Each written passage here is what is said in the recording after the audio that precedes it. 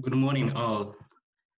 So I guess now we can begin the class, and the others, as they join, they shall meet us along the way.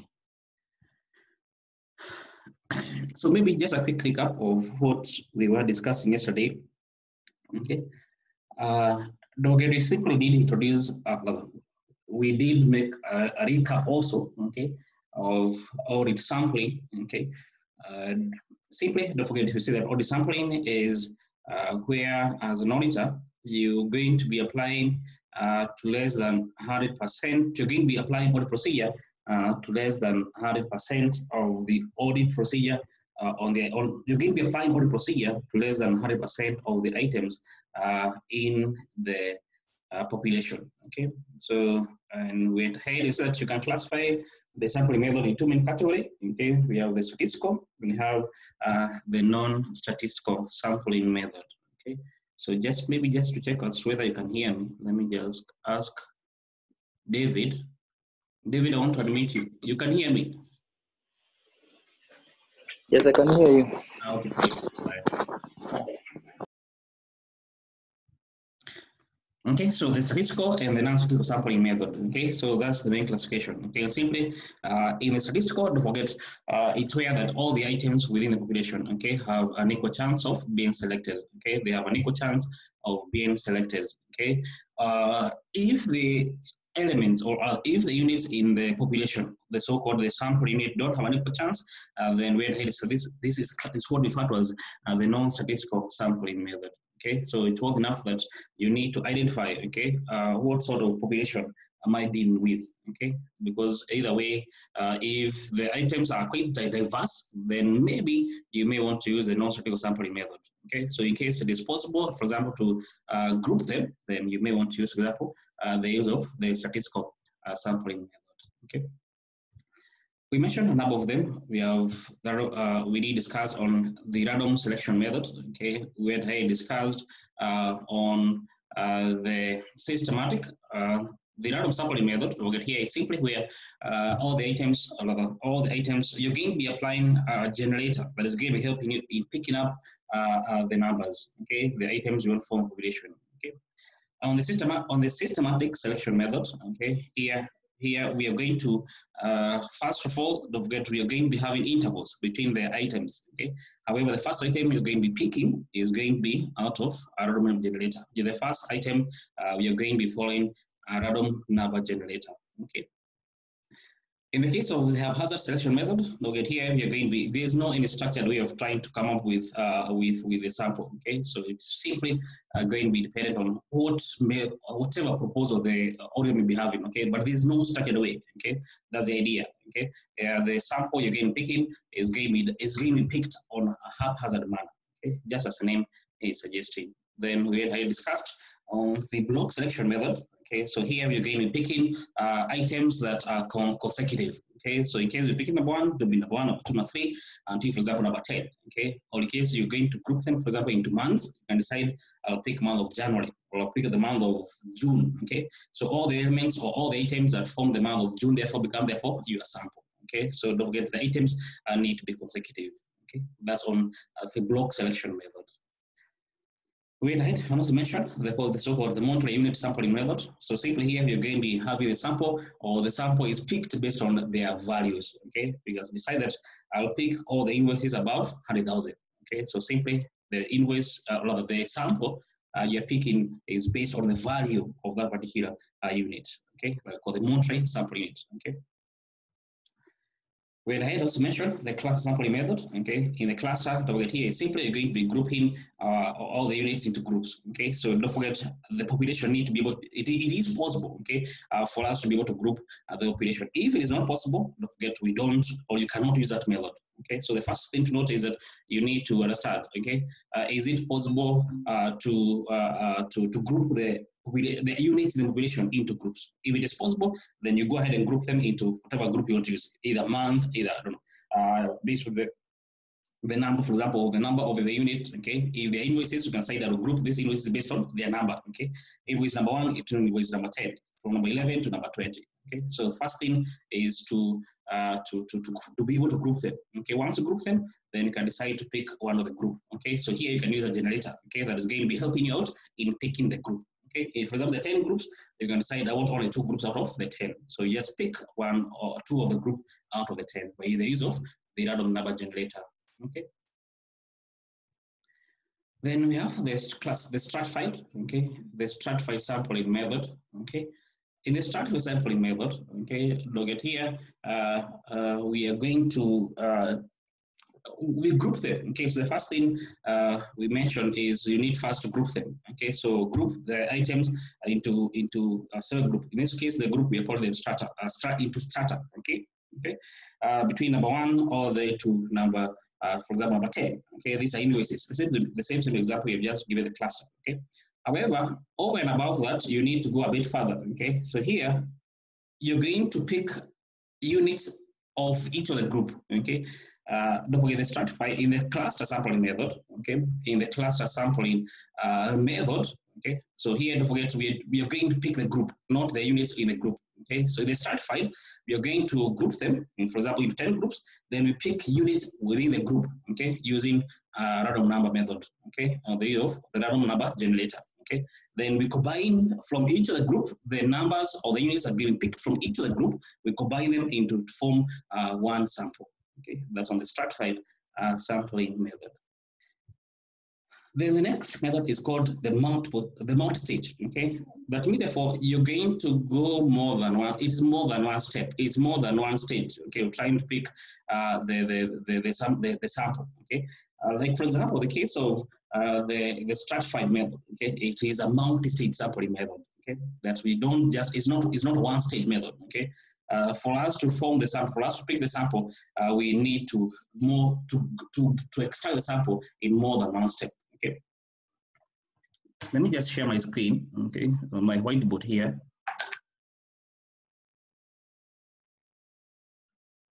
So let me share my screen.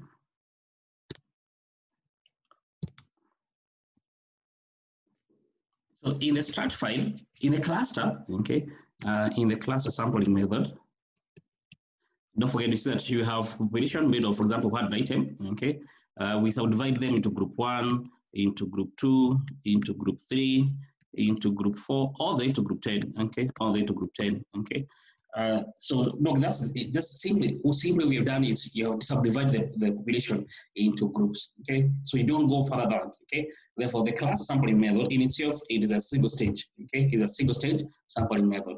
But in case we go now to this, if we now go to the stratified, let me call this stratified now. Okay, so this is in the case of the stratified. Okay, so first thing we group out of the 100 elements or items. Okay, we group them into group 1 all the way to group 10. Okay, then here don't forget to go a step further. Okay, each of the group here, so these are called strata. Okay, so each of the item here, we have item 1, we have item 2, all the way, for example, into all the way to until item 10. Okay, so this was the first step. Okay, and now this become therefore our second step. Okay, so simply consider therefore the stratified in itself qualify go a multiple stage. Okay, it is more than one stage. Okay, it is more than one stage. For the cluster, it's simply a single stage. Okay, for the cluster, it's simply a single stage. Okay, that's the key difference between those two. Okay, so the stratified, don't forget, it's a multiple stage. It's more than one stage. Okay, that's referred to as the multiple stage sampling method. Okay.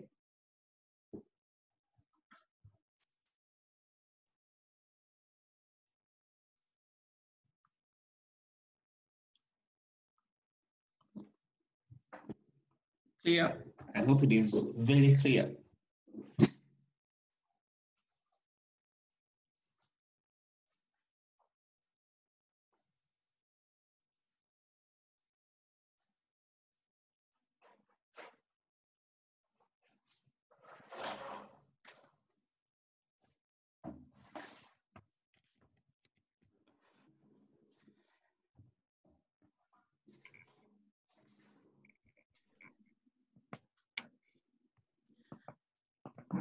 And those are the different sampling methods that we can use.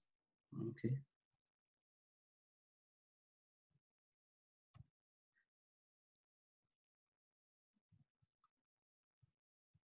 Yeah, someone here. So Karen. Yes, sir. Yes, so you got all the different methods. I hope you got all the different methods. The last one, the multi-stage one. Oh, the multi-stage. Yeah, I haven't understood it well. So the multiple stage, or simply it just comes from the word multiple. Okay, so what that means Yeah. that we are not going to have our sampling in more than one step. Okay, so if I was just to go back to the my board here, if I was to go back to my board here, don't forget here when they say that here, if you remember on the case of the cluster, okay. Yes. Yeah. We had here, we had both these. So we had 100 items, okay? Then we decide to the first way of grouping them, okay? We decide we are going to group them, for example, based on their number. So we have, for example, between number 1 and number 10, this is group 1. Between number 11 to number 20, this is group 2. Between number 90 to 100, there's going to be group 10, okay? So simply we have just done one step, okay? We have the grouping here is simply done on one step, okay? So from 100, from the entire population of 100 to 10 groups. Okay, that is a single step. Okay, that's for the cluster sampling method. In case you're using a multiple stage, for example, the stratified sampling method is a multiple stage sampling method. Okay, it means you're not going to be done one step. Okay, so you're going to, so we don't stop here. Okay, so we don't stop here, but we further group them. Okay, so you further have item number 1, item 2, item 3, all the way to item 10. And don't forget, this is only group 1. Okay, then you can decide out of group 1, I'll pick 2 items. Okay, so I'll pick 2 items. So here they have how many items? For example, you pick item 9 and item 4. Okay, so you have 2 items picked out of group 1. Okay, then do the same for group 2, you pick 2 items. You do all the way until group 10. You pick 2 items for each of the group. Okay, so you didn't stop at this step. You didn't stop here. This was the first step. You didn't stop here. You went ahead and even did have each of the elements that makes each of the group. Okay, so this comes for the second step. Okay, it is a multiple step. It's not a single step. It's a multiple stage step. Okay, so what are the multiple sampling method? Okay, so you're going to not one step but many steps. Okay, and a stratified sampling method is it goes to the second step. Okay, so it is multiple step, multi stage sampling method. Okay. Yes. Okay, fair enough. Okay.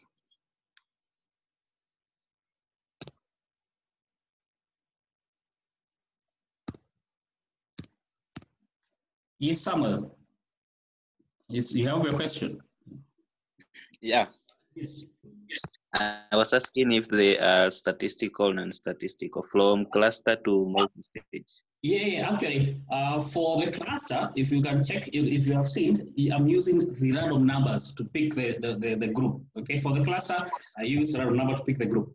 For the stratified, the items within each of the group, okay, you also can pick them from a random number generator. So it means that all the elements have an equal chance, okay? Therefore, the cluster and the stratified, okay, in themselves, they are statistical sampling method.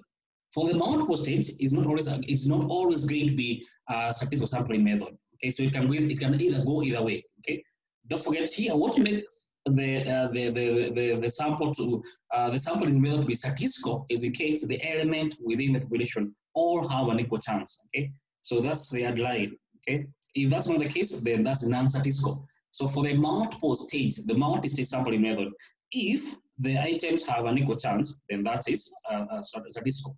But if they don't have an equal chance and you've done them in multiple steps, then that's not a statistical sampling method. For the multiple stage, it can either go either way. Okay, statistical or the non-statistical, depending on whether the elements or the units have an equal chance. Okay. Okay, fair enough.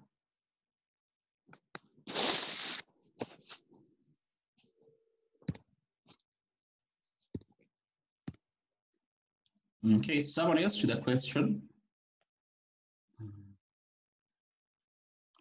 Ashley. Ashley? Yes. You are all okay? Yes. Okay, so no questions. Yes. Okay, fair enough. Okay, yeah, Quinta, you have a question. Let me unmute you. Yes, Quinta. What's the difference between multi-stage sampling and stratified? No, actually, the multi-stage in itself, what is simply telling you is that you're going to pick the sample in more than one step. It can be 2 steps, can be 3 steps, can be 4 steps, okay? But simply for the multiple stage, okay, it's like a way of trying to do stratified method is a multiple stage method, okay? But multiple stage method is not synonymous to the stratified, okay? I don't know if I can get that clear. Multiple stage simply means you're going to pick the sample, not in one step, but more than one step. Okay, that's simply what that means. Okay, so called the multiple stage, more than one step. Stratified method is a multiple stage sampling method. Okay, but multiple stage sampling method is not synonymous to the stratified method. That's simply the multiple stage means you're going to pick the sample after doing more than one step. Okay, that's the key difference. Okay? So the stratified is a multiple stage sampling method, but multiple stage sampling method is not equal to the stratified method. Okay. So for the multiple stage means you're going to do it more than one step. I don't know if that's clear, Quinta. Yeah, it is. Okay, fair enough.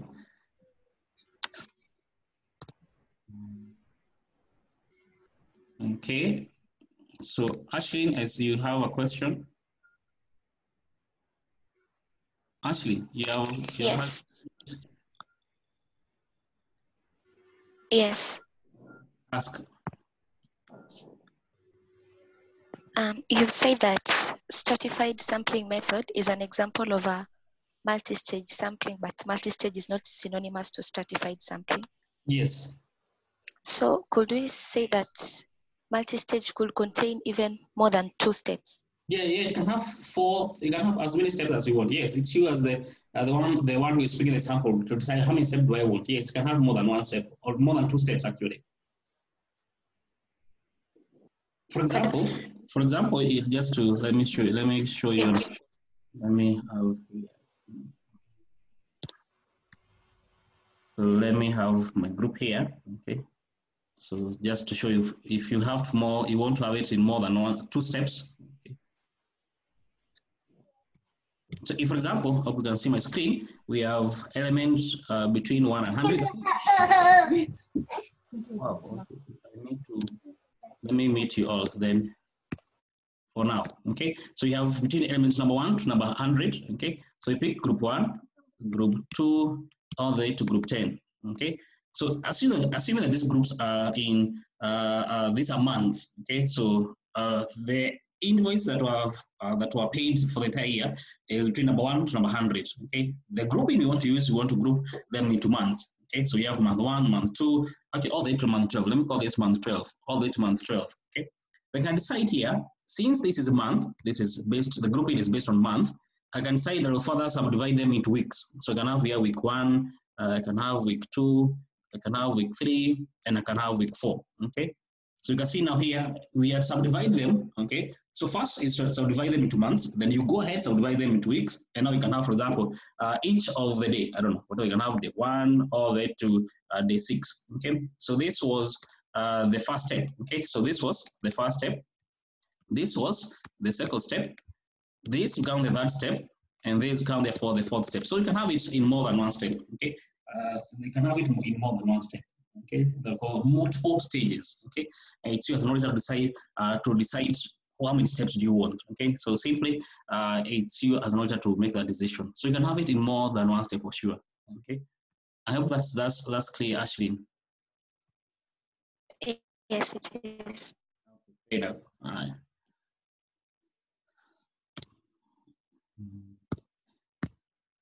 Okay, so any other question? Okay, so no question. So don't forget this class is only for you guys, okay? So we don't want intruders to our class. Because I think I saw an intruder. I think they left. I think they have left. So don't forget the class is only for you guys. Okay, so that's on the different sampling method. Okay, so let's go back to our notes.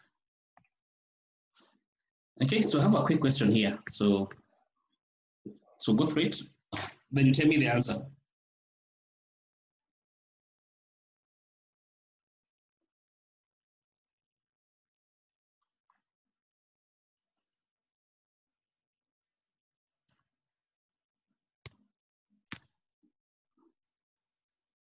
Yes, by now you have the answer. So Karen, your hand is up. So let me unmute you.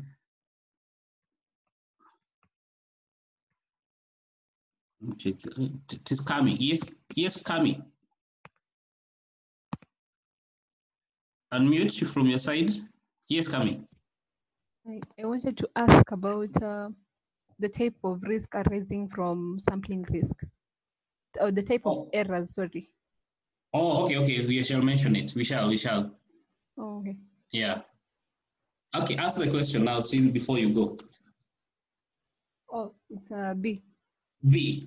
Yeah. Which of the following sampling method correctly describes the systematic sampling method? Okay, and don't forget simply B, a sampling method which involves a constant sampling interval. Okay, and don't forget the point of starting. Okay, of the first point of testing is simply going to be picked on a random number. Yeah, for sure, answer is going to be B. Okay, so what method is A? Let me ask someone.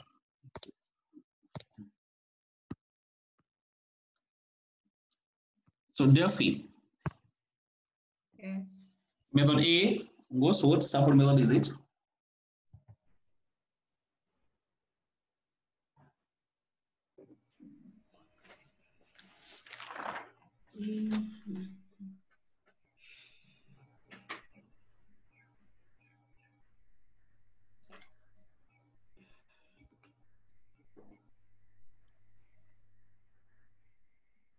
And Delphi, you came to class late, it seems.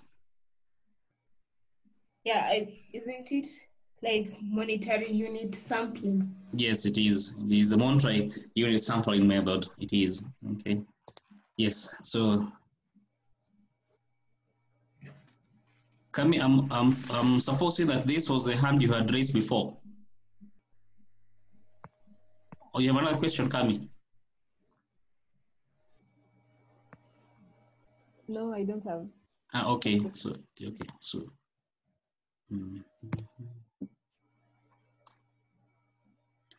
yes, Emma. Emma. Yes. Yes. Method C. Which method is it? The block selection. This is simply the block selection method. Yes, it is. Okay.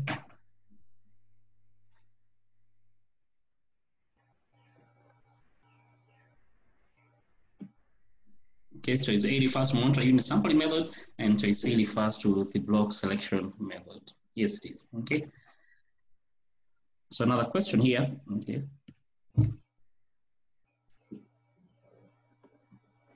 So go through it.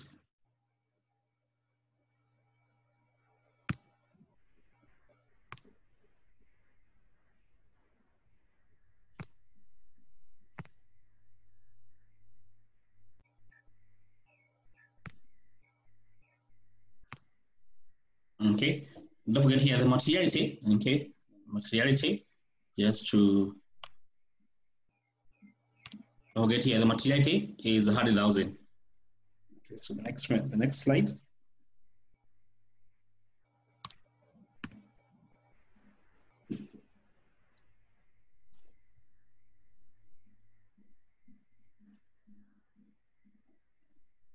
So you have customer 1 all the way to customer 14. Okay. So if the materiality, okay, is 100,000, okay. So one of the way you can decide to pick the sample, okay, is purely based. No need. You can purely decide to not use a cumulative, okay. So you can decide that I'll only pick all the items that are above 100,000, okay, or at least the minimum is 100,000, okay. So if you use that criteria, okay, let me add someone here.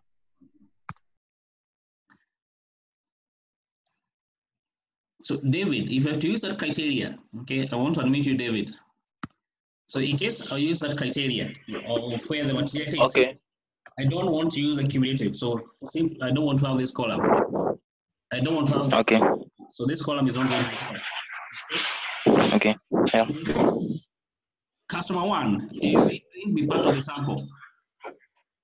No, it's not part of the sample. So that means that customer 1 not part of the sample. Customer 2? No, not yet. Not yet. Customer 3? Still not part of the sample. 4? Including the sample. So that would mean that for 4 you're going to include the sample because he's above 100,000. Okay. That's mean there are 5, no. 6? No, 6 including the sample. 7? No. Don't include. 8, no. 9, no. 11? 10, no. 11 include. 12? 12, don't include. Don't include. And 13 we include. And 14? 13 include. Yeah, 14 don't include. Don't include, yeah. Yes. So if we were to use that criteria, that means that for our sample is getting made of element 4, 5, 11, and 13. Okay. So we have 4 units. 13, yeah. Yeah. So we have 4 units that will be formed there for our sample. Okay. Now, if, however, we are to use a cumulative, okay, if, however, we use the cumulative here, okay, that means, therefore, you need to have the cumulative figures here, okay, so it is, okay, so if you're to use a cumulative,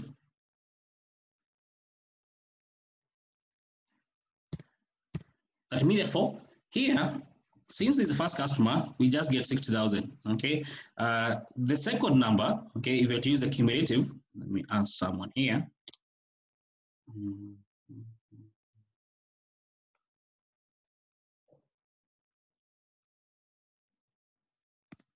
Yes, Quinta, what is going to be of second value?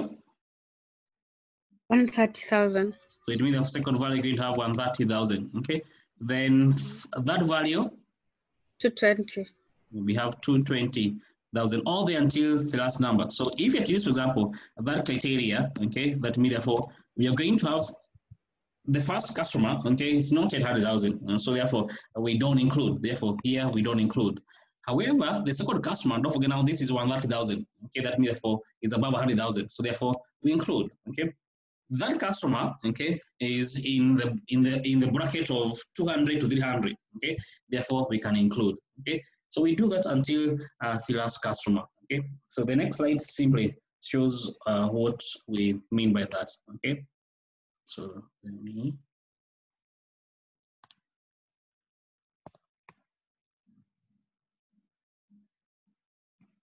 Okay, so we can have our first customer don't include because 6,000 is less than 100,000. Okay, so second customer, however, don't forget this is now going to be 130,000. Okay, so don't forget this is now 130,000. So this above 100,000. So we include.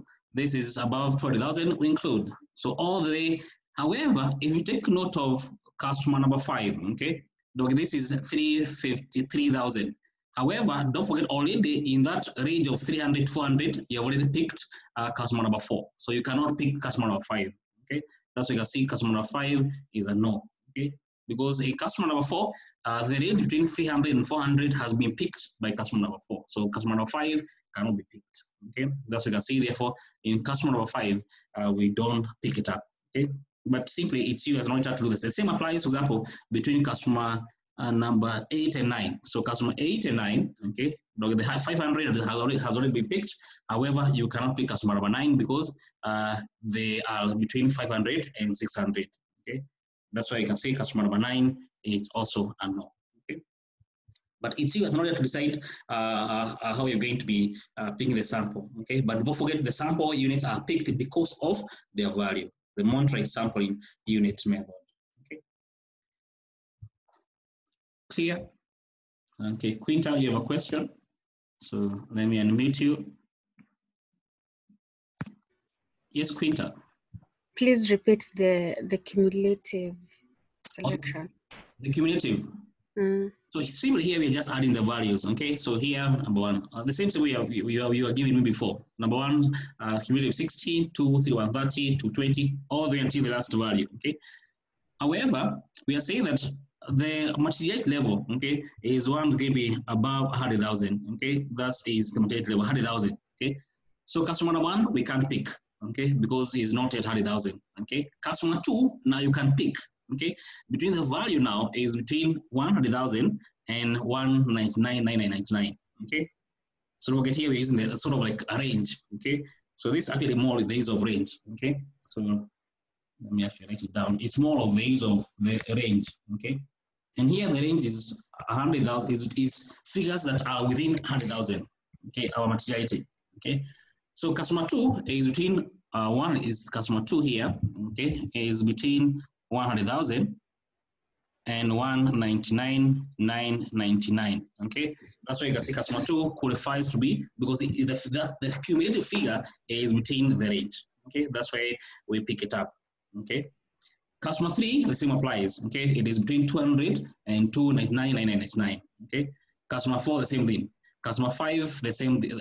Customer 5 now, don't forget, okay, since we have already picked, don't forget here, in customer 4, we have already picked it up, okay, between 300 and 399. So we cannot repeat, okay. That's why customer 5 does not qualify to be part of the sample, because already between 300 and 399,999, we already picked a customer number 4, okay. Quinta? Okay. It's clear.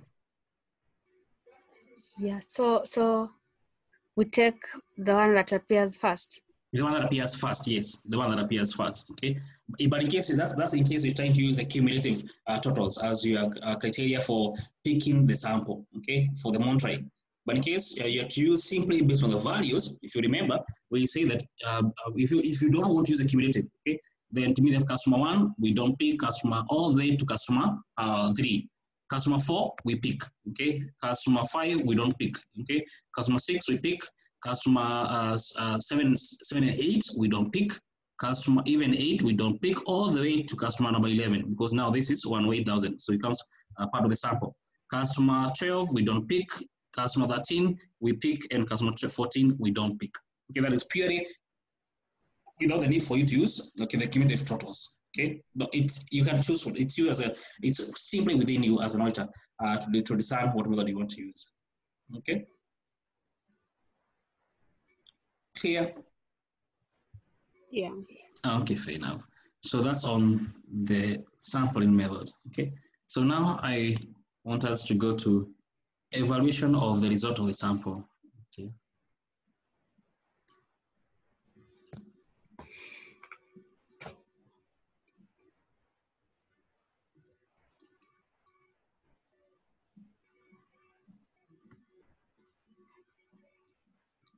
Okay. Now the evaluation of the result of the sample. Don't forget, as we mentioned, okay.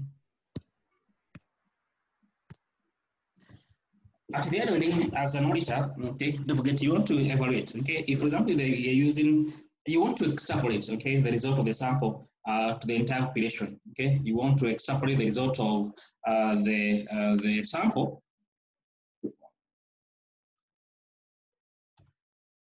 You want to extrapolate the result of the sample to the entire population, okay. So it's worth enough you make that evaluation, okay. How is my sample? What have I got out of the sample? So you need to make evaluation of the sample result, okay. So once the procedure have been carried out on the sample, the auditor should evaluate the sample result, determine whether there's satisfactory as to whether further work is required. So you need to assess, okay. Should I, for example, if you're doing a test of control, okay, and the control seems not to be working, what does it imply to you as an auditor? Okay, does it imply we carry a full substantive procedure, or does it imply we carry out a restrictive substantive audit procedure? So the sample result, okay, will guide you as an auditor. Okay, the sample result will guide you as an auditor. Okay. So whether there are errors, the auditor needs to consider. Okay, so in case there are errors that are on the sample, okay, the sample, or even maybe fraud, okay, not just error, even if, for example, in case you discover fraud, okay, on the sample, you need to decide, for example, what is the nature and the cause of those misstatements, okay. If, for example, let me just go back to our invoice example you've been using, okay.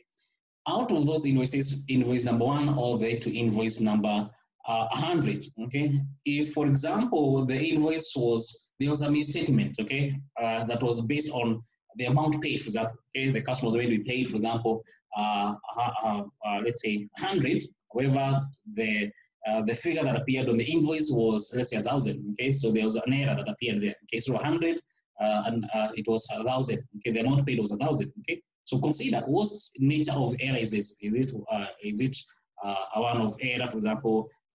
Is it an error of transposition? You know all those errors. Okay, the error of transposition, the error of commission, so all those things. So consider first the nature and the cause of those errors. Okay. Next thing, consider whether those errors are one-off, okay, the so-called anomalous errors, okay. Do we expect the error to repeat for the entire population, or is it just a one-off error, okay? Do we expect to repeat the entire population? If, for example, the company, okay, normally pays rent, okay, once in a year, okay, so that's the case, okay, they don't pay rent for their building once in a year, okay, and the check payment, okay, that was made, or the invoice, okay, that was issued has an error, okay, the issue on that check on that rent payment had an error, okay. Now, do we expect that error to repeat within the year? Let me check someone so that they can give me an answer on that.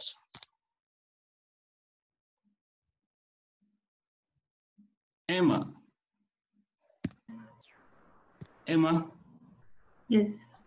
Now, in that case of rent, okay, where the company pays rent once in a year, okay, so the rent is only paid once in a year, okay. If there was an error, okay, that maybe the invoice amount was incorrect, okay, we use whatever error, an error of commission, an error of transposition, whatever it is, okay, but there was an error that was committed. Now, do you expect that error to repeat during the year? You got the question, Emma, I hope. My internet connection is a bit unstable. Oh, okay. We can hear you very well. Would you kindly repeat, please? Oh, if, for example, we have the case of a rent you're paying to the owner of the building where the company occupies or the company is in currently, okay, and this you only paid once in a year, okay, so the payment is made once in a year. There was an error that occurred on the invoice, okay, that was or the payment that was made to the owner of the building, okay, the landlord. Okay. Now the question is, do we expect this error to repeat or to appear, okay, within the year again? No. No, we don't expect to appear within any time, okay? So this might be called a one-off error, okay? It's called a one-off error, okay? So if it is fraud, for example, okay, we don't expect this fraud to repeat itself because you only pay it once in a year, okay? That we call a one-off error or anomalous error, okay? So we don't expect it to repeat for the entire year, okay? It's a one-off error, okay? But if, for example, we have a case where we do pay, for example, rent on a monthly basis, and for example, this fraud that is occurring on the rent payment, okay, then we can expect that maybe, okay, since we pay on a monthly basis, we have 12 of them, okay, so we can expect if one of them has an error or there's a fraud in one of them, then maybe all the other 11 could be, or there could be a fraud occurring on them, okay. So that's not a one-off error. We expect it to repeat more than once within that particular time period. Okay, so that's not a one-off error. So you have to consider, is this error a one-off error? Okay.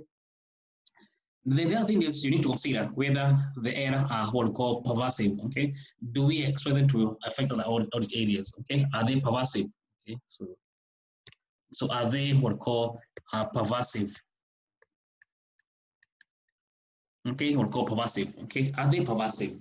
Do we expect them to affect other audit areas? Okay, if, for example, we have errors that are occurring on the sale, okay? So the company is making sales, okay? And there could be fraud that is occurring. Maybe one of the sale agents of the company is in collusion with some maybe customer, okay? Where the customer pays lower than necessary, okay? So that maybe the customer and the sales agent can make or can be able to, or they give extra discount, okay? Then they share on the discount, okay?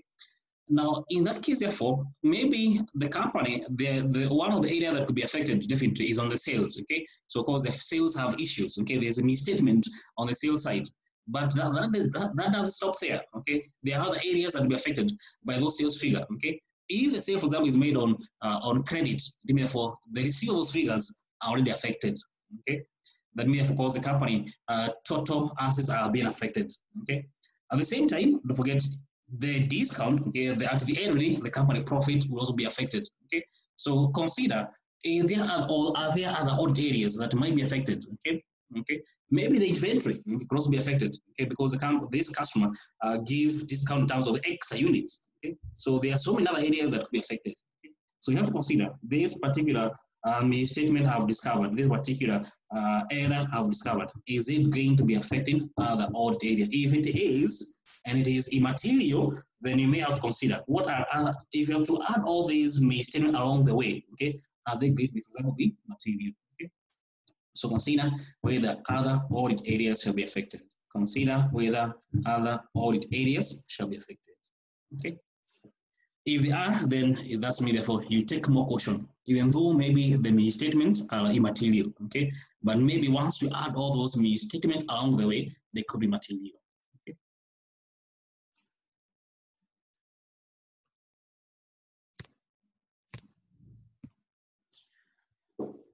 Now, normally, as I mentioned, don't forget this is going to be or referred to as a one-off error. Okay.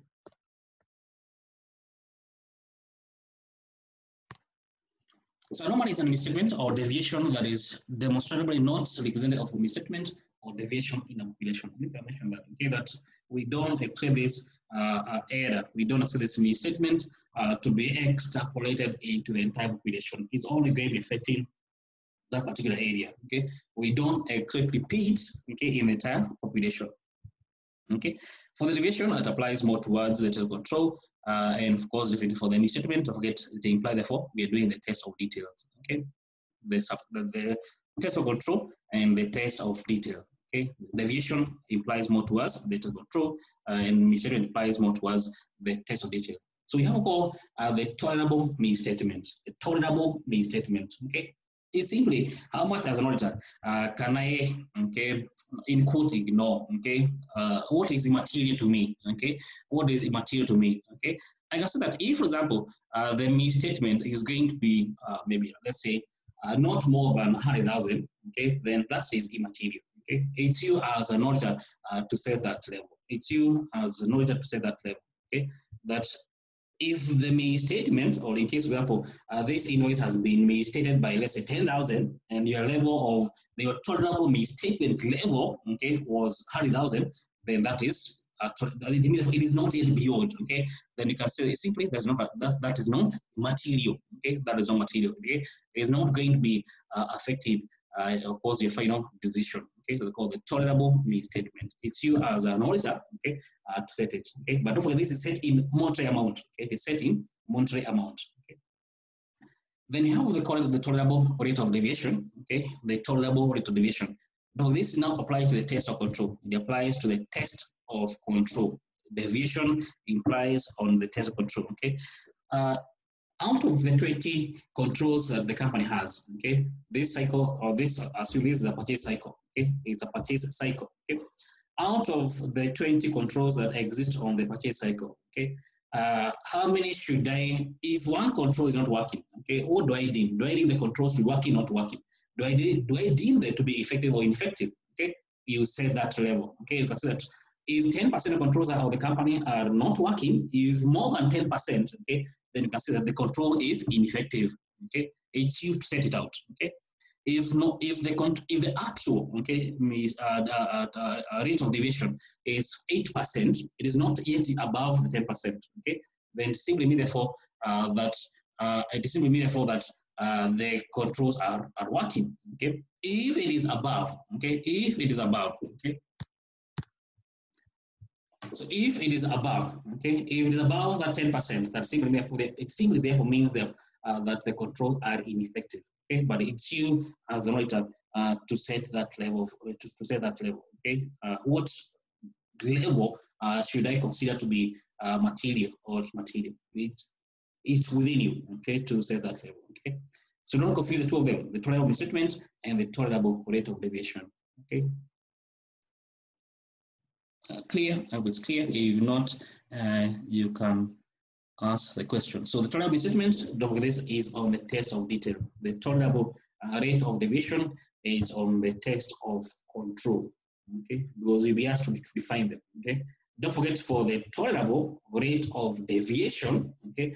There are no amounts here, okay? There are no amounts here, okay? There are no amounts, okay? It's you as an auditor to set the rate, okay, as a percent. You can say 10%, you can say 20%, but it's you to set, okay? For the total misstatement, it can either be a level actually, or it can either be amount, okay? But essentially, it's on the monetary amount, the value, okay? 10,000, 20,000, okay, or 100,000. Okay, the key difference between the two, the tolerable misstatement and the tolerable rate of deviation. Okay, clear? Question?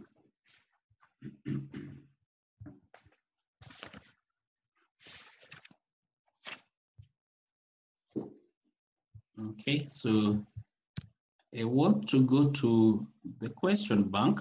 Just a minute. Okay, so the first question is list the step an auditor should consider okay, to test a population of entries of error. Okay, so don't forget the simply being asked here is when it comes to sampling. Okay, what are more or less the steps that you should consider? Okay, what are the steps that you should take? You should take more or less. Okay, so get some of you here. Okay, the steps that we should consider. Okay, so Karen, what should be the first thing you should do? Let me unmute you.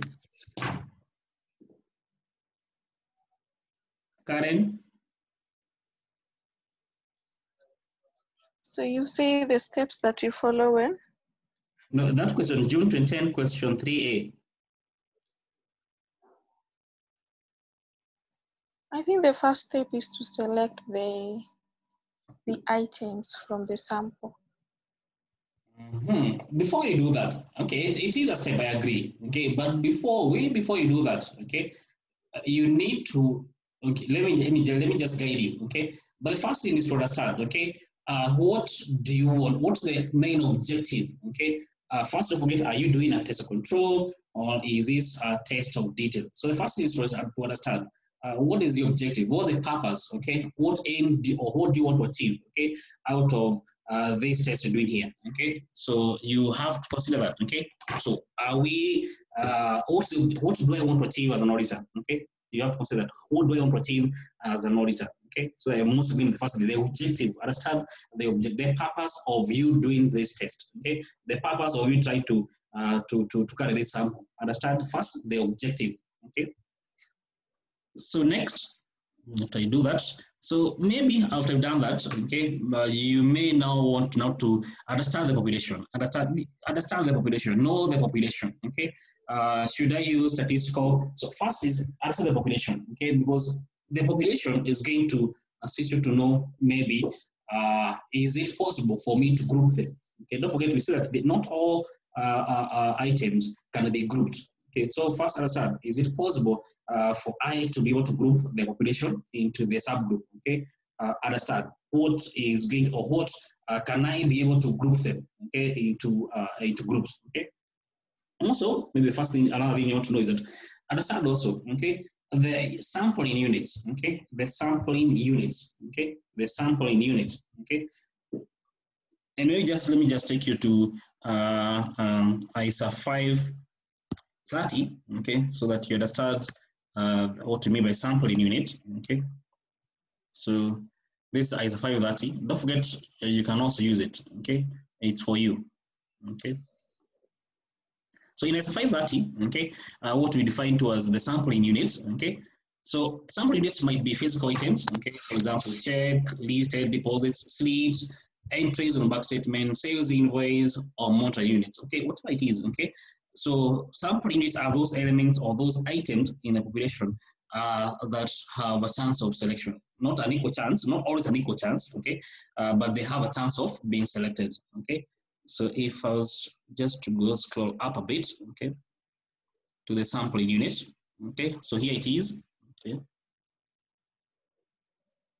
Okay, so here it is, the sampling unit. Okay, this is called referred to as the sample unit. So consider whether can I be able to the items within the population. Okay, can they be able to be grouped? Is it possible for me to group them? Okay, what is the sampling unit? Can I be able to group them? Okay, the sampling unit. Okay, if that is possible, then you have to consider, for example, what method should I be using? Okay, should I use statistical sampling method? Should I use the non-statistical sampling method? If I was to use statistical among the different, should I use a systematic? Should I use a cluster? Should I use a stratified? What method should I use? Okay, it's you to do that. It's you as well now to do that. Okay. Now, if you've done that, then you can apply the sampling method. You apply the method. Okay, the method you have chosen. Okay, and maybe lastly is now evaluation of the sample, the result of the test. Okay, evaluation of the results. Okay, that you have just obtained. Okay. So more or less, those can be the steps. Okay, but now don't forget you discuss them in detail. Okay, you discuss them in detail. Okay, I hope that's clear. Okay, yes, Quintas. So let me come to you, Quinta. Quinta. Sorry, yes. my connection had a problem a while back. Which question have you been answering? Oh, June 2010, question 3. June 2010, question 3. Okay, now the next part B, okay, highlight the conditions under which the statistical sampling technique should be used in an audit. What are the conditions, okay, you should be following when it comes to the use of the statistical sampling unit, okay? So let me get someone, okay?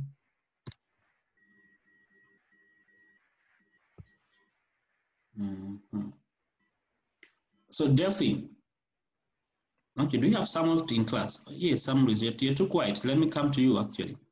Samuel. Samuel.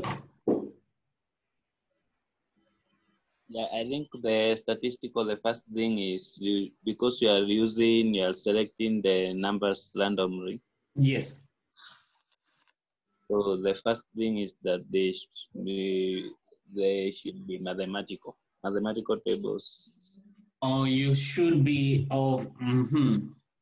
They should be mathematical form. They should be mathematical form. What do you mean by that, Samuel? Like,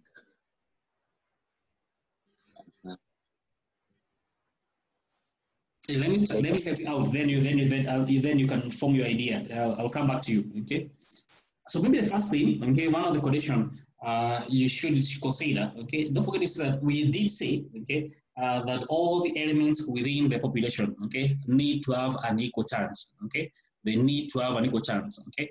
So the first thing is that all the elements need to be the same, therefore, okay, there should be no elements that seem to be have a higher chance than the other, okay. So the first thing that the population need to be what called homogeneous, okay, the population first thing it need to be homogeneous, okay. All the items, okay, need to be of the same similar. In case about the physical amount, okay, the physical feature, they need to be similar, okay. If it's amount also, they need to be similar also. So all of them, they need to have an equal chance. So the first thing is that the population need to be homogeneous, okay. It need to be the same, okay. It need to be homogeneous, okay. So that's the first step, okay. All the elements need to be able to have the same or an equal chance of being selected, okay. Samuel, back to you. Oh, I'm saying that when choosing the sample, yes, you should be able to categorize it into mathematical form, like 1, 2, 3, 4, 5, 6, 7. Or it should be possible for us to group them. Yeah. Yeah, okay, more fairness that it should be possible that we can be able to group them. Yeah, sort of, okay.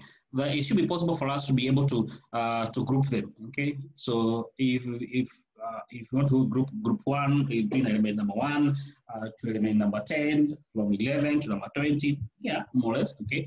But it should be possible for us to put them in groups, okay, in that context. Yeah, it could be, okay, and that's of course applies towards the statistical, or more towards the statistical sampling method, okay, for the cluster as well as for the stratified, okay, that it should be possible for us to apply to group them, okay, into the different categories.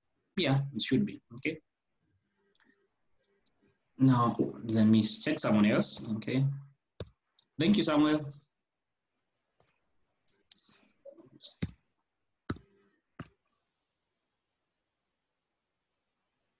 Jeffrey. Jeffrey. Yes. Yes, tell us, okay? The other condition you should follow. Expectation of error must be low. That should be having, yeah, that's very good, okay? That the error expectation should also be low, okay? That when it comes to expecting, don't forget, already you are anticipating, there could be errors, okay? One of the things that you have to know is that the errors that you expect on the population should be as low as possible. If it is high, then you should not use the statistical, okay? The errors rate should be very minimal. That's very true. Thank you, Jeff, for that, okay? The errors that we expect should be as low as possible. Yes, that is the first thing we need to consider, okay? The error we expect should be as low as possible, okay? So, Jeffrey, another one. Another? There must be a large population. The of course, the other thing is that the population need to be large. Okay, don't forget. Unless this applies either with statistical or the non-statistical. Okay, for us to sample, don't forget we need to have a large population. Okay, the population, the sample units need to be as large as possible. Okay, if you don't have 10 items, then you can't apply sampling method. Don't forget. Okay, so the population itself need to be quite large. Yes. Okay. Yeah. So those are the two of them. Okay. Thank you, Samuel. Jeffrey. Okay.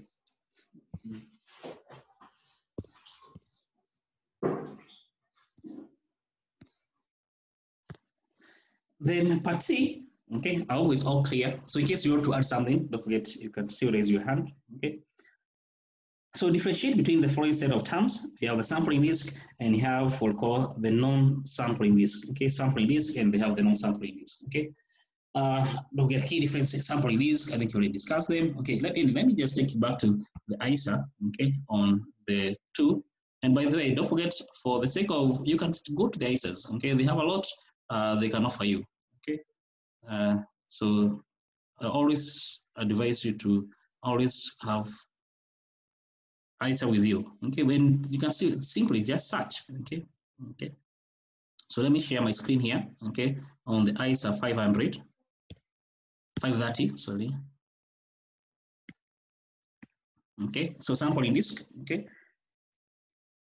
The sampling risk, okay, the risk that the original conclusion based on a sample may be different from the conclusion if the entire population was subjected to the same audit procedure. Okay, so simply, if I was to carry out, okay, if I was to carry out my audit, okay, on the entire population. Okay, so in case I was carried out by the audit procedure on the population and the audit procedure on the sample, could I have arrived at a different conclusion? If that's the case, okay, you could have arrived at a different conclusion, okay, then it means therefore you have called the sampling risk, okay. Don't forget the conclusion you have drawn from the sample and the entire population need to be the same because the sample is a representative of the population. So if there's a chance that they be different, we're going to call the sampling risk. Okay. Non-sampling risk, okay, which I already mentioned. Okay. Now, okay, this is gate B. Okay. So here it is. Okay. So this is the non-sampling risk. Okay. Look, it's simply it's not because of the sample that you chose as an auditor. Okay. It's not because of the sample that you chose as an auditor. It's because of other factors. Okay. It's because of other factors. Okay. That might maybe okay. You did have an experienced assistant who maybe drew a long conclusion. You misapplied the audit procedure. The sample was okay. However, the procedure used to test were wrong. Okay. It's not because of the sample. Don't forget, it's not because of the sample. Okay. It's simply because other reasons other than the sample that you did choose as an auditor. Okay. We call the sampling, the non-sampling risk. Okay. Okay. So as for the ISA, okay, simply say there is that auditor reaches an erroneous conclusion for any reason not due to the sampling risk, not due to the way you did pick that particular sample. Okay. That's the difference between the two. Okay. Then part 2, okay, is asking us to differentiate between the tolerable error and the tolerable and the anomalous error. Okay. Okay.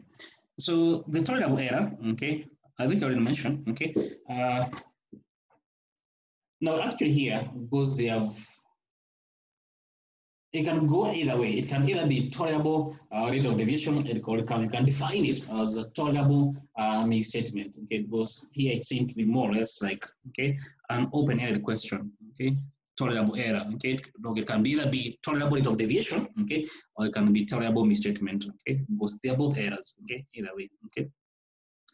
So in case you want to define it from the context of the total misstatement, don't forget that's me. Therefore, these are the monetary amount you set as an auditor, okay, when doing the test of detail, okay, upon which in case the actual errors that you do find on the population, if they exceed that level, okay, they become material. If they are below that level, they are immaterial, okay. That's the tolerable misstatement. If it's on the tolerable rate of deviation, it means you're carrying out a test of control, okay. And you want to assess the controls that are existing here, okay? The controls that are existing here, okay? Are they working or are they not working? So you set a rate. You can say that if 10% of the controls are not working, okay, then if more than 10%, okay, then the control system of the client is ineffective, okay? So it's you to set that amount up, okay? It's you to set that amount up, okay? You set the rate, not the amount, the rate, okay? Because this is tolerable rate of deviation, okay? The tolerable rate of deviation. So if it is above 10%, it means the control system of the client is ineffective, okay?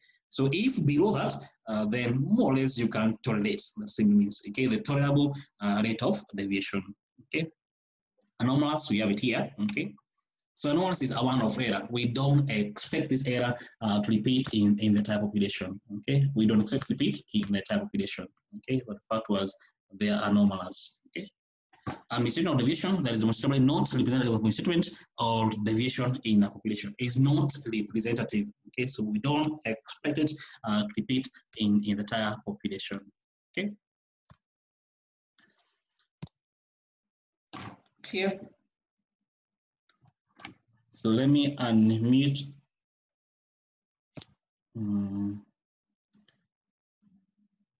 Kami.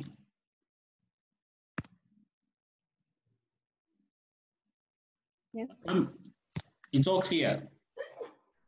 I've not yet understood the difference between tolerable misstatement and rate of deviation.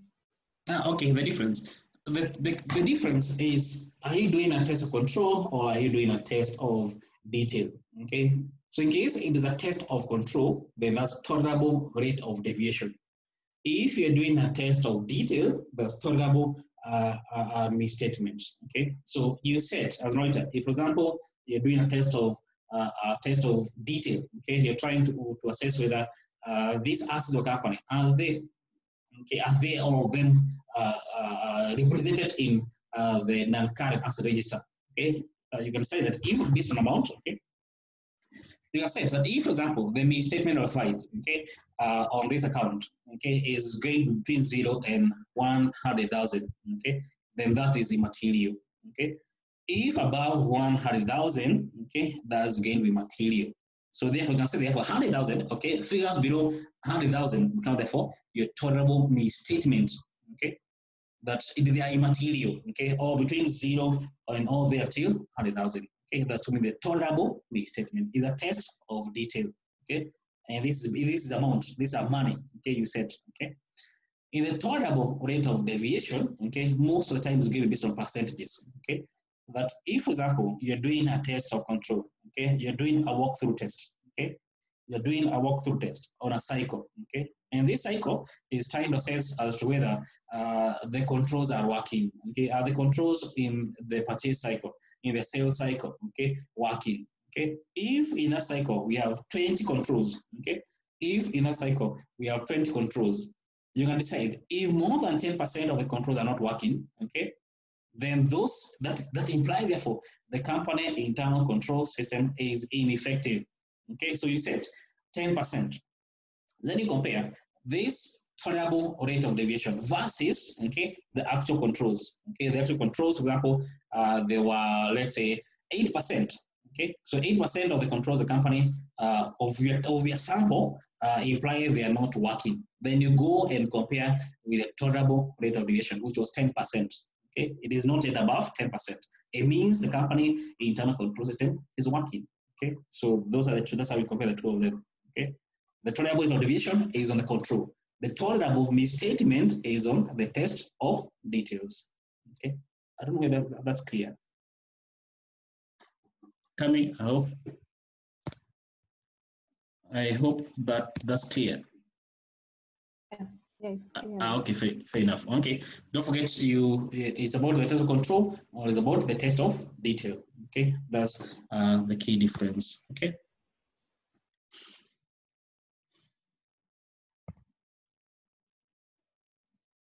Then Delphine was asking us there's a question that Delphine was suggesting. I think if we check on the chart there, okay, chart. Okay.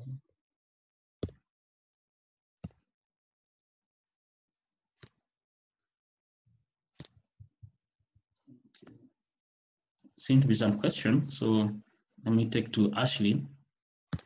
Yes, Ashley. So what criteria does the auditor use to set the tolerable error? No, that's your judgment.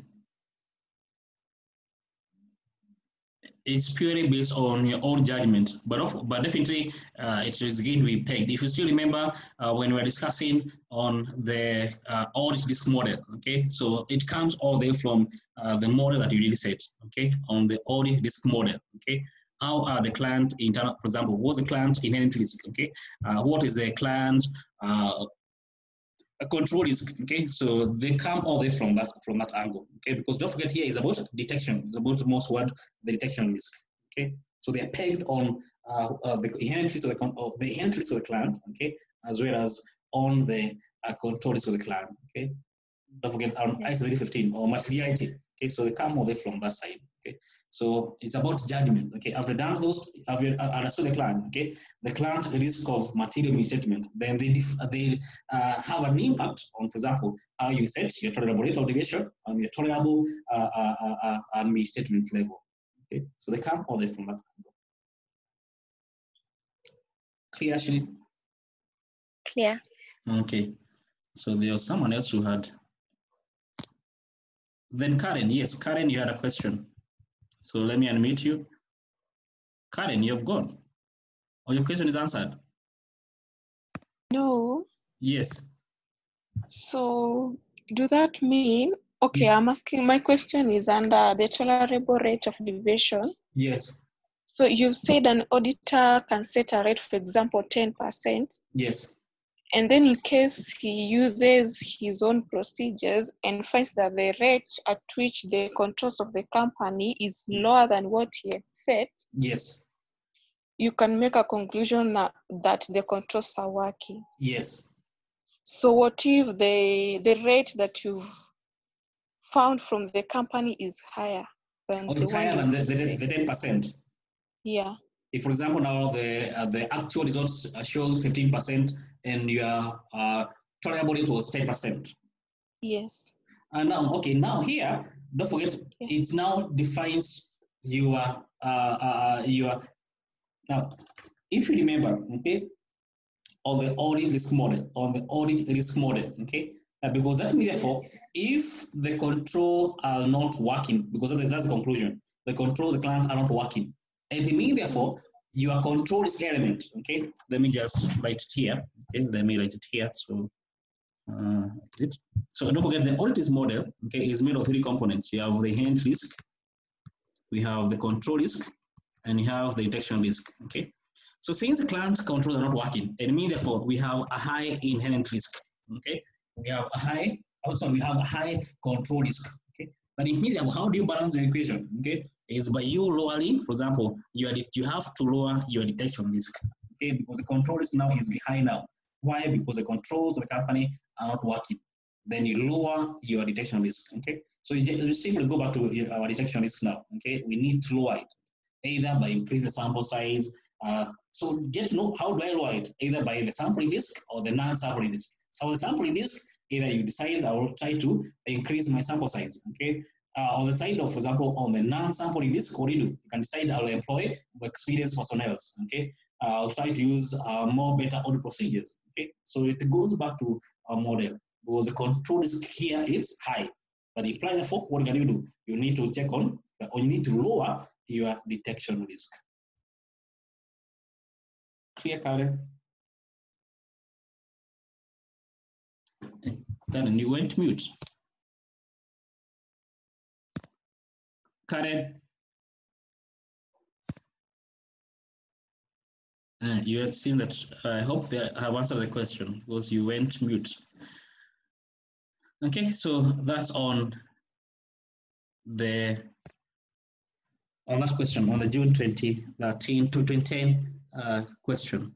Now, let me check on the chat, okay, to see in case there is a question. Okay, so there's Delphine has suggested that there's a question on the November 2018 question 5C. So, okay, so you can try to check it out. In November 2018 question 5C. Do that quickly.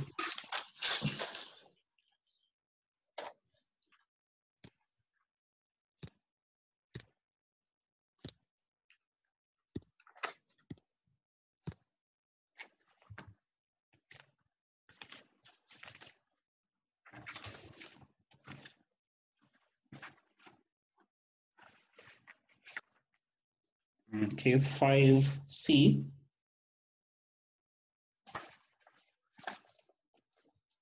Okay, describe two types of errors that could arise. Okay, this 5C. Okay, we describe two types of errors that could arise from sampling disk. Okay, well, sampling disk, as you mentioned. Okay, this is a case where, as an auditor, okay, you're going to have the conclusion. Okay, you could have drawn. Okay, is going to be different from the conclusion you could have drawn if you had to carry out the same procedure on the population compared to the test the conclusion you have drawn in case you had to carry out on the sample. So now, what two type of errors would you expect out of the sampling is? Okay, or simply what could cause? Okay, now what would cause, for example, sampling is? Okay, so let me get your contribution.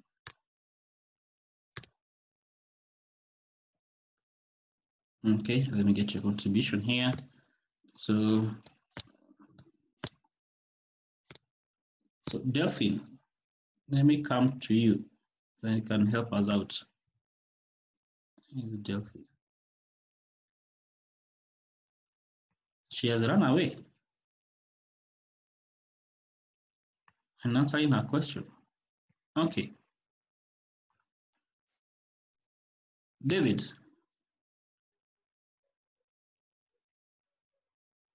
David.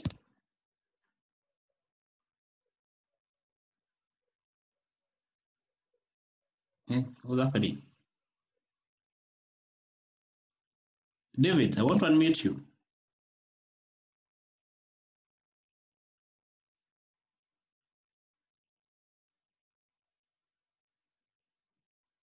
Even David has run away.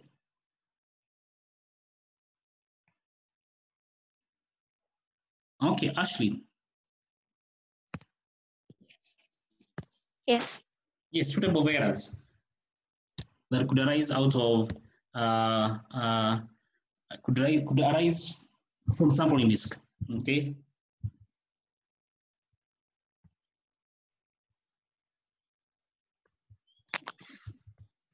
Let me think about it first. I'm still thinking. Oh, you're still thinking? Yes. Okay, think first. So in case you have the answer, then you can let us know. Okay, we could expect. Okay, on the yes, coming. Let's get coming here. Coming. Can you say using the wrong sampling method to collect information. Okay, type of errors. So I'm not sure exactly what your examiner could have marked this question, okay?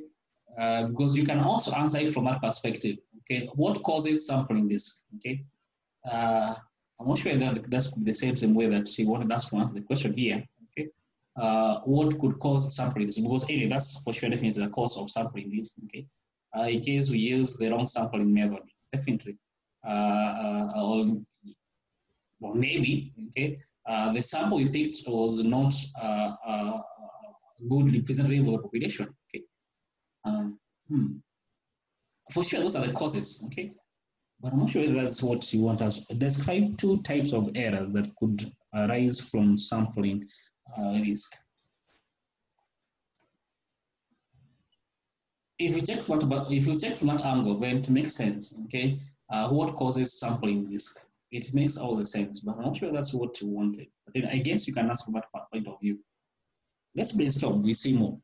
Okay, but I agree for sure that could be a cause of sampling this. Okay, in case the sampling method we did pick was not the right one. Okay, or in case maybe the sample was not a good representative of the population.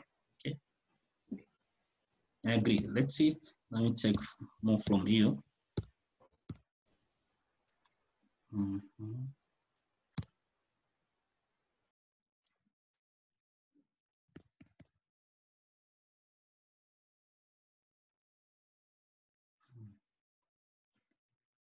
Quinta, let's hear your suggestion. I can also tackle it from that angle of what causes the sampling risk. What causes sampling risk? Okay. A biased sample, for instance. In case you have the sample that you picked was biased. Yeah, sure. It could be one of the cause of the sampling risk. Okay. I agree. If you attempt to answer it from that angle, then it makes all the sense. Okay. What are the causes? Okay, of the sampling risk. Okay. There's somewhere I found type 1, type 2 errors. I'm not sure whether. Anyway, if I get it, I'll let you know.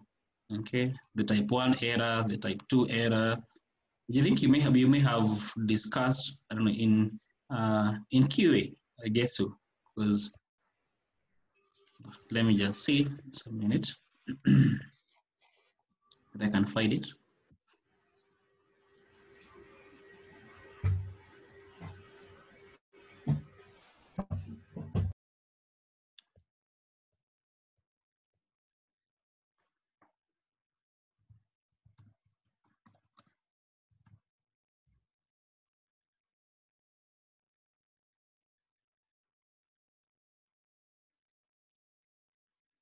Okay, in case I, for example, do project, okay, our ISA 500, ISA 560, okay, so let me project it, okay, we can also help us out here, okay, ISA 560, let me share my screen, okay. So here we have sampling this, okay. The research and conclusion based on a sample may be different from the conclusion if the entire population was subjected to the same audit procedure. Sampling this can lead to two types of erroneous conclusions. Okay, so if you look from that particular perspective, then this could be it. Okay, so the first one, okay, in the case of test control, the control are effective than they are actual. Okay, so this is one of the examples they try to give. Okay, one of the errors that you may end up having. Okay, so in case you're doing a test control, the conclusion the controls are effective than actually they are. So you conclude that the controls are working, whereas in reality, okay, those control seems not to be working. Okay, or in the case of test of detail, okay, so this is simply from the ISA. Or in the case of test of detail, that a material misstatement does not exist when in fact it does exist. Okay, so So the material misstatement, in the case of table of detail, okay, a material misstatement does not exist when in fact the particular misstatement exists. Okay.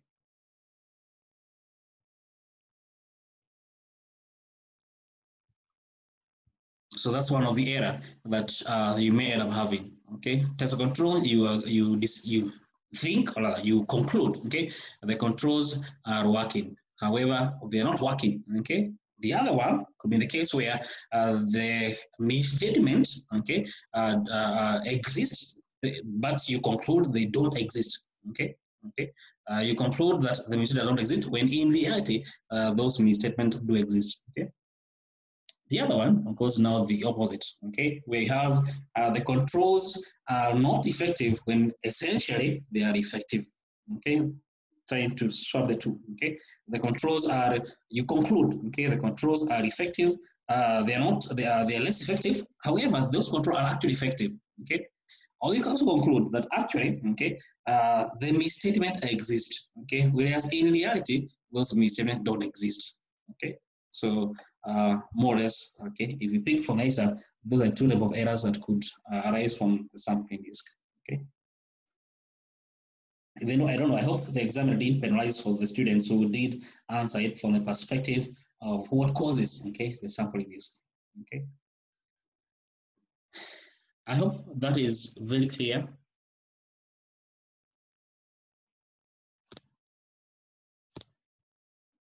Question?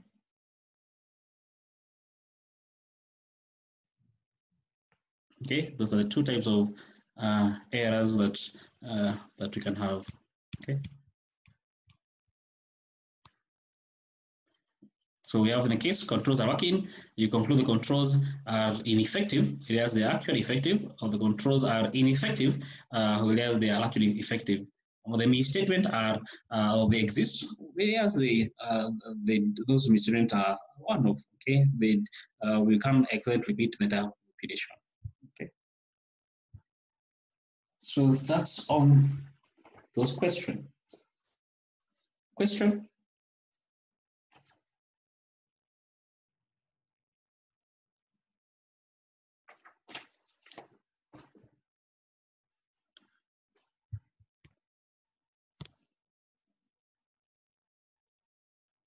Okay, and yes, seems someone to have a question.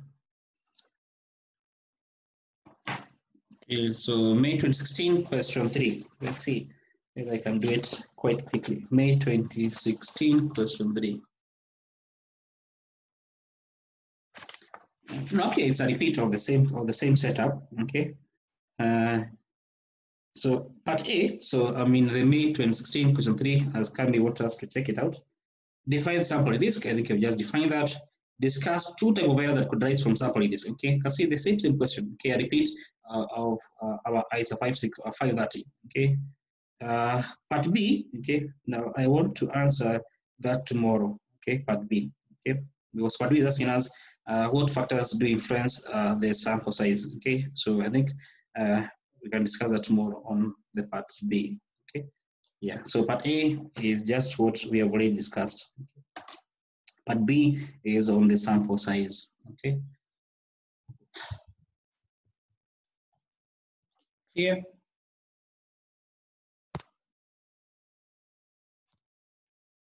Okay, then fair enough, because I want to add the class here, unless you have a question. So the same way, don't forget in the chat, okay, we sign the register. Okay, admission number and your name. Okay, start off with your surname. Okay.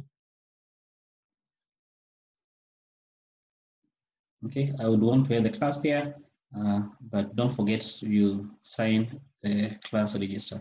So here's your question. Don't forget you let me know.